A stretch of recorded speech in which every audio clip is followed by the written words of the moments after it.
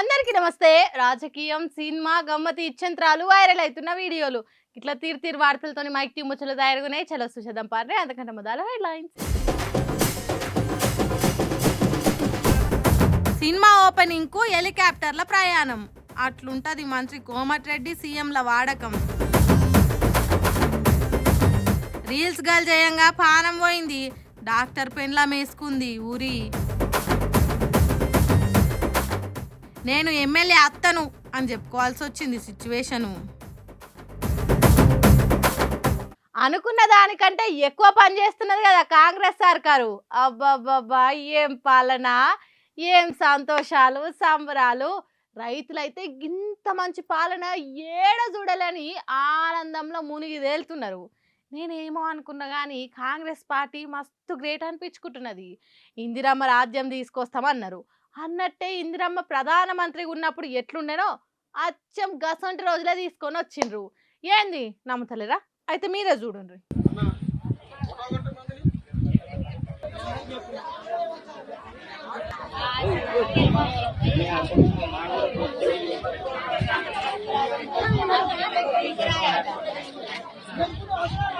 పేరు మంచిదే గాని నోరు మంచిది కాదట. ఆగు, గట్లనే ఉన్నది కాంగ్రెస్ సర్కార్ చెప్తున్న మాటలు, చేస్తున్న పనులు. పేరుకు మాత్రం ఇందిరమ్మ రాజ్యం, ప్రజాప్రభుత్వం, రైతు రాజ్యం. కానీ అసలు రైతుల బావుల కాడికి వచ్చేసరికి యూరియా ఇచ్చేంత శక్తి లేదు సర్కార్ దగ్గర. చూడండి రైతు రాజ్యం ఎంత తేజోమయంగా వర్ధిల్లుతున్నదో. ఆధార్ కార్డులు, ఖాళీ బస్తాలు, చెప్పులు, చెంబలు, షార్ట్లు, బూట్లు ఏది ఉంటే అది తెచ్చి లైన్లో పెట్టిండ్రు. ఎంతటి గొప్పటి పరిస్థితి తీసుకొచ్చిందో చూడండి మన కాంగ్రెస్ సర్కారు. ఇగో ఈ అక్క మాటలు వినండి ఎంత బాధ కలుగుతున్నాయో. మొన్న వచ్చిపోయిన 6,000 కిరాయి పెట్టుకొని మళ్ళీ ఈ రోజు వచ్చిన 6,000 కిరాయి పెట్టుకొని వచ్చేసరికి 3 బస్తాలే ఇస్తామంటున్నారు. ఇదేం న్యాయం సార్? ఇట్లా ఎన్ని రోజులు తిరగాల మేము? ఇక ఈ పనులు చేయొద్దా? ఈ ఊరియల కోసమే తిరగాల మేము? ఊరియల కోసం తిరుగుకుంటుండి ఆ పనులు పోవాలా సార్? చేనులు ఏం చేయాలా? చేను కోతులు తింటానే, అన్ని ఆగమాగం అయిపోతానే. ఇట్లా ఎన్ని రోజులు ఇబ్బంది పడాలి మేము? ఎన్ని రోజులు తిరగాలి ఇట్లా? మీ షేరు శెల్క ఏడికి పోతే కాంగ్రెస్ సర్కార్కి ఏం అవసరం అక్క? ఇచ్చినన్ని యూరియా సంచులు పట్టుకొని పోవాలి అంతేగాని 6,000 కిరాయి పెట్టుకొని వచ్చినా 7,000 పట్టుకొని వచ్చినా అంటే కాంగ్రెస్ సర్కార్ ఏం చేస్తుంది అక్క? ఇందిరమ్మ రాజ్యంలో సరిపోను యూరియా దొరకదని తెలియదా? కాంగ్రెస్ సర్కార్ ఎంత బాగా కష్టపడుతున్నదో తెలియదా? ఎందుకు సర్కార్ను బదనాం చేసే మాటలు మాట్లాడుతున్నావు? గతంలా కేసీఆర్ ఎప్పటికప్పుడు ఎరువు బస్తాలు అందుబాటులో ఉంచిండు కానీ ఇసొంటి రోజులు తీసుకురాకపోయిండు. ఇంతటి ఇలువగల్లా రైతులను రాజులు చేసే రోజులను తీసుకొచ్చుడు ఒక కాంగ్రెస్ పార్టీకే సాధ్యం.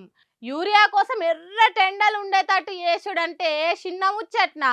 ఒక్కటి కాదు, 2 కాదు, వారం రోజుల నుంచి రైతులకు యూరియా దొరకని పరిస్థితి ఎవరు తీసుకొస్తారు? ఒక్క కాంగ్రెస్ పార్టీ సర్కార్కే సాధ్యం అది. మహబూబాబాద్ జిల్లా కొత్తగూడ మండలం పోగులపల్లి ఊర్లో జరిగే యూరియా పోరాటం ఇదంతా 15-20 ఊర్లకు కలిపి ఒకే దగ్గర ఇస్తున్నారట యూరియా. అందుకే ఒకంత తిప్పలాట. 40-50 కిలోమీటర్ల నుంచి ట్రాక్టర్లు, ట్రక్కులు, ఆటోలు కిరాయికి తీసుకొని వస్తున్నాం. వాటి ఖర్చే తడిసి మోపిడి అవుతున్నదని బాధపడుతున్నారు. ఎప్పుడు మా వంతు వస్తుందో అని ఎదురు చూస్తున్నారు. ఆ పొగల్లపల్లి అనే ఊర్లో హోటల్ లేదు, ఓ దుఃఖం లేదట. నోరు తడుపుకునే తానికి బుక్కెడు మంచినీళ్ళు కూడా దొరుకుతలేవట. ముక్క కూర తింటున్నాం కదా అని బొక్కలు మెడలు వేసుకొని అయితే తిరగం కదా. ప్రేమించుకుంటున్నాం, పెళ్లి చేసుకున్నామని 4 గోడల నడుమ నడిచే వివరాలు బజారెక్కి చేస్తారా? మాట ముచ్చటకు, ముద్దు మురిపానికి పద్ధతి పాట అనేది ఉంటుంది. కానీ బరి తెగించి బజారెక్కితే తీసుకుపోయి పిచ్చి దావఖాన్లు వేస్తారు. అగో గసంటి పని చేసిండ్రు ఇక్కడ ఉద్దారకం ప్రేమ జంట.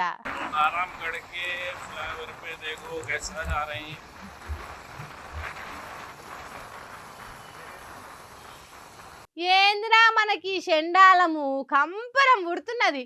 రోజు రోజుకు రోత పెరుగుతున్నదేంద్రా? శిశి ఎక్కడ మనుషులరా వీళ్ళంతా అన్నట్టు ఎట్లా చేసిండ్రో చూడండి. హైదరాబాద్లో రోడ్ల మీదిగో గిట్ల రోత ఉట్టిస్తున్నారు జనాలు. రన్నింగ్ బైక్ మీద ప్రేమ జంట చేసిన విన్యాసాలు చూస్తే కడుపుల కత్తులు కదిలినట్టే అవుతున్నది. అరే ఏమేషాలరా? ఇల్లు పొల్లు లేదారా? ఒకళ్ళ మీద ఒకళ్ళు కూర్చొని మాట్లాడుకునే దానికి బండి పెట్రోల్ ట్యాంక్ మీద బైక్ నడుపుతున్న పిల్లగానికి ఎదురుగా కూర్చొని ఎట్లా పట్టుకునేది చూడండి. రోడ్డు మీద పోకుండా రోత చేష్టలతోని రొమాన్స్ చేసుడైందక్క. ప్రేమించుకునే దానికి పార్కులు లేవా? అంతకంటే ఎక్కువైతే పట్నంలో సౌలతులు లేవా? ఎందుకు గింత కాకృతిగా తయారవుతున్నారు? ఇంత విపరీత పోకడలు ఏంద్రా బాబు, సిగ్గుశరం లేని పనులేంద్రా. ఒకప్పుడు ఎవరైనా చూస్తారని సాటు మాటుకు సరసమాడేది కానీ ఇప్పుడు ఎంతమంది చూస్తే అంత గొప్ప అన్నట్టు చేస్తున్నారు. కప్పుకొని తిరుగుడు కంటే సగం ఇప్పుకొని తిరుగుడే మంచిది అన్నట్టు చేస్తారు. మరి ఈ లెవెలు ఎందుకు ఇంతటి ఏషాలు, వీళ్ళకు బుద్ధి లేకున్నా కన్నోళ్ళకైనా ఉండాలి కదా.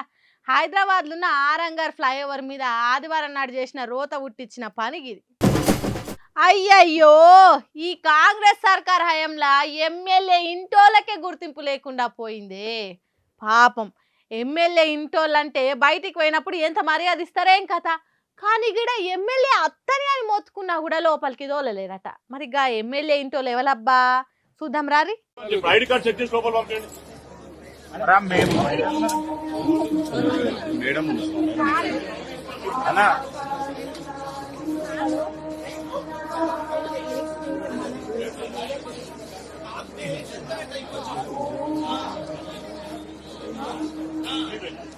కెమెరా అన్న మేడాన్ని జరసక్క చూపియే.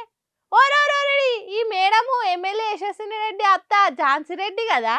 మరి గట్లా బయటనే నిలబెట్టిరు. చూస్తుంటే సెక్యూరిటీ వాళ్ళు గుర్తుపట్టలేనట్టురు. హాగో మేడం ఎవరికో ఫోన్ చేస్తుంది, కోడలికే కావచ్చు.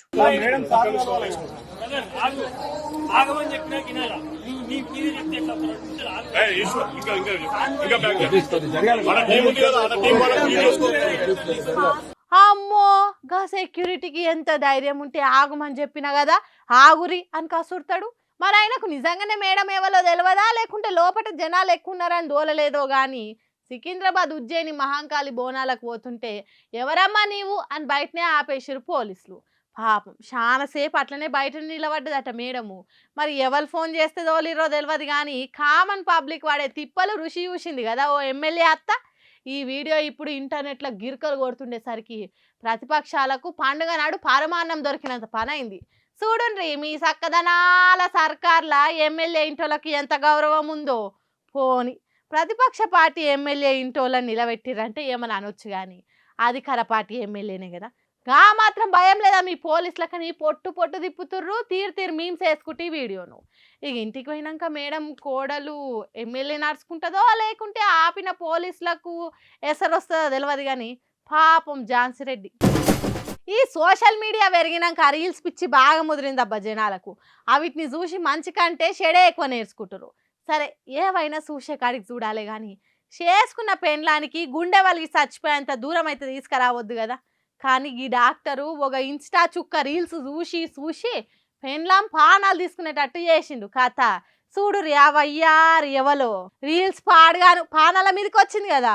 ఇగో ఇన్స్టాగ్రామ్ సుక్క బుట్ట బొమ్మ అలియా శృతి అనే గీ వయ్యారి బామ రీల్స్ను డాక్టర్ సృజన్ అనేటైనా పొద్దుందాకా తెల్లందాకా ఒకటే తీరుగా చూస్తుండేనట. ఈయనకు హన్మకొండ జిల్లా అసనపర్తి డాక్టర్ ప్రత్యూషకు 2017 లగ్గమైందట. 2 పిల్లలు కూడా ఉన్నారట. ఇక ఈ మోతవారికి ఇన్స్టాగ్రామ్ పిచ్చి ముదిరి ఎంత దూరం పోయిందంటే ఆ బుట్ట బొమ్మ రీల్స్ చూసి పెండ్లాన్నే కేర్ చేయకుండా అయిందట.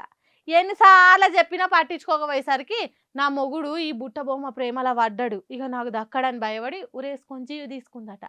దీంతో నా బిడ్డను అల్లుడే ఊకే కొట్టేటోడు, ఆడు చేయబట్టి నా బిడ్డ నాకు గాకుట అయిందని కేసు పెట్టిండట మామ. చూస్తురా ఓ పబ్లిక్, ఈ రీల్స్ చేయంగా ఎసంటి ఘోరం జరిగిందో. పాపం అట్టిగా ఓ డాక్టర్ పానం వాయి. ఎంతో మందికి పానాలు పోసే డాక్టరే బాల్మీకి పానం తీసుకుందంటే ఎంత బాధ అనిపిస్తే గట్లా చేయొచ్చు. జర రీల్స్ లెక్కనే చూడుర్రా వారి దండంరా దూతా మీకు. అమ్మా రీల్స్ గర్ల్స్ మీరు కూడా వచ్చినమా రీల్స్ చేసినమా అన్నట్టే ఉండరు కానీ పచ్చని కాపురంలల్లా మంటలు పెట్టకుర్రి. మీరు ఏ రేంజ్లో చూపించాలనో గా తీర్లో చూపిస్తే రీల్స్ చేస్తే చాలు. ఈ సొంటోళ్ళు చేయంగా అట్టిగా అందరికీ చెడ్డ పేరు కదా అని మాట్లాడుతున్నారు నీటి జనాలంతా. సర్కార్లు మారితే కాలం మారుతుంది అనేది నేను నమ్మను కానీ తెలంగాణలో కాంగ్రెస్ సర్కార్ వచ్చి ఆంధ్రాలో చంద్రబాబు వచ్చినాక వానలు పడతలేవు ఎందుకో. సీఎం కుర్చీలో కూర్చునే మనిషిని బట్టి వానలు కురుస్తాయి అనే దాని మీద నాకు నమ్మకం లేదు కానీ నన్ను నమ్మించేటట్టే చేస్తున్నాయి వానలు. గిడ చూడుండ్రి రైతులకు ఎసొంటి గోసలు వచ్చినాయో.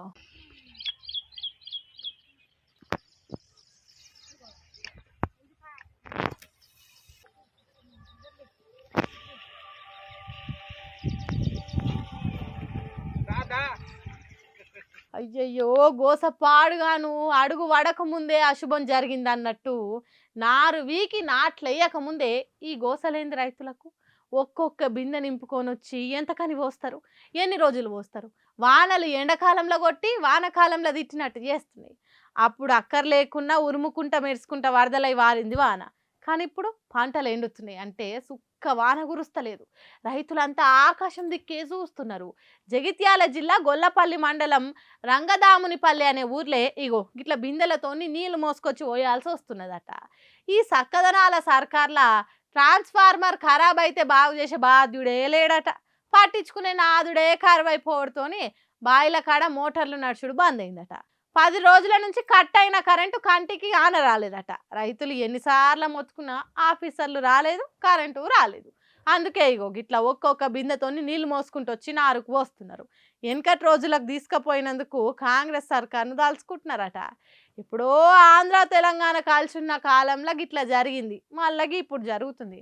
మహా మంచి పనితనం చేస్తున్నది తెలంగాణ గవర్నమెంట్ అనుకుంటా నీళ్లు చల్లుతున్నారట వరి నారుకు.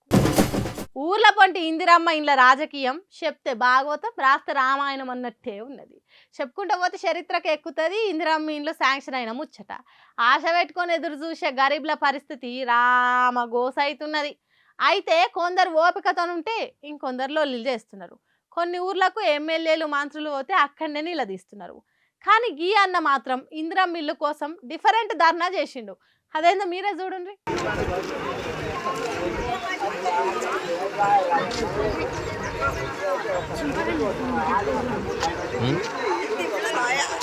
పట్టు పట్టరాదు, పట్టి ఇడవరాదు అన్నట్టు ఇందిరమ్మ ఇండ్ల కోసం ఇంద్రలోకంలో కూడా కొట్లాడుతా అన్నట్టు చేస్తున్నాడు గీ అన్న. ఎట్లెట్లా ఇయ్యారు నాకు ఇల్లు?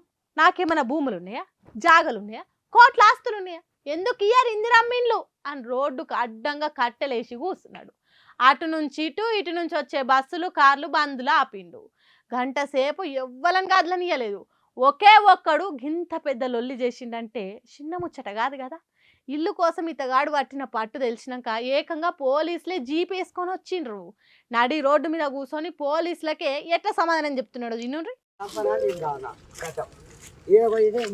మందు పోసుకొని తాత నాకు ఊళ్ళో రాజకీయంతో ఎక్కడే లేవు అంతే ముచ్చ ఓబడి పాటి నాకు అవసరం నేను ముట్టు పట్టాడు ఆ బువ్వ లేదు.